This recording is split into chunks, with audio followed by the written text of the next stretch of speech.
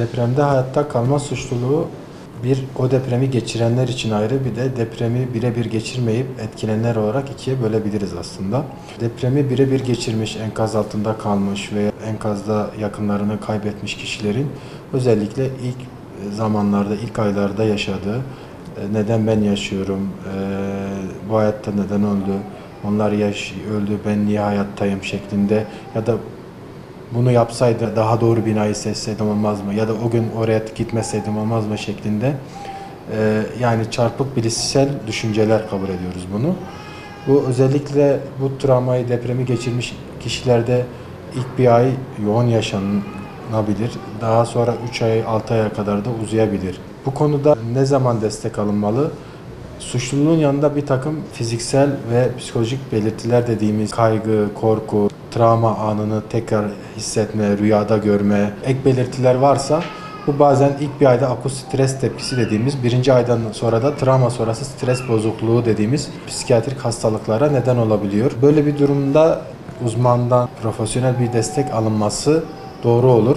Depremzede o travma yaşamış kişilerin öncelikli olarak temel ihtiyaçların karşılanması, bir an önce barınma ve ihtiyaçlarının, beslenme ihtiyaçlarının, güvenlik ihtiyaçlarının, varsa fiziksel hastalıkların giderilmesi, bu suçluluk düşüncesinin atlatılmasını veya daha hızlı bir şekilde geçirilmesini sağlamaktadır.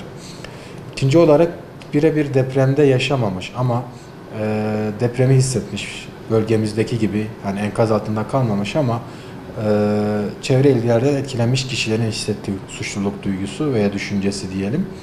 Onlarda da şöyle bir durum olabiliyor. Mesela yemek yiyorum ama depremde yemeği bulamayanlar var. Kendine bir eşya alacak veya bir yere gezmeye gidecek. Ya bu depremde geçirenler var. Ben nasıl gezmeye giderim veya ben nasıl bir eşya alırım veya nasıl bir yemek yerim gibi suçluluk duygusu olabiliyor. Bunlarda da İlk zamanlar daha sık oluyor. Burada deprem haberlerine ne kadar çok maruz bırakırsak daha çok olur. Burada biraz zaman lazım. Bir de elimizden ne geliyorsa bu suçluluk duygusunu azaltmak için onların fiziksel ihtiyacı anlamında gerek nakdi, gerek giysi, gerek gıda anlamında, gerek barınma anlamında her insan elinden en ufağını gelse, yardım etse bu suçluluk duygusunu azaltır. Genelde dışarıdan geçenlerdeki suçluluk duygusu ilaca gerek kalmadan, bir profesyonel desteğe gerek kalmadan atlatılabiliyor. Buraya gelen vatandaşlar birçoğunluğu muhtemelen belki bir yılın üzerinde, belki 2 yıl üzerinde, 1-2 yıl arası belki burada ikamet edecekler. Depremi çağrıştıran durumları, olayları tekrar anlatmak da çok doğru olmayabilir. Bizim en büyük yapmamız gereken empati yeteneği. Olay sıcak olduğunda ne yazık ki şunu görüyoruz bazen travmalardan sonra.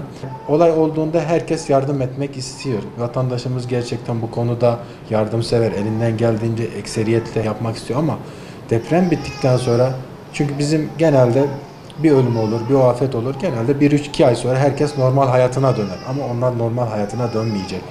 Biz her zaman bunun bilincinde olmamız lazım. Kendimizi onların yerine koymamız lazım. Onların hayatı normale dönene kadar yaklaşımımızı, desteğimizi aynı şekilde sürdürmemiz lazım.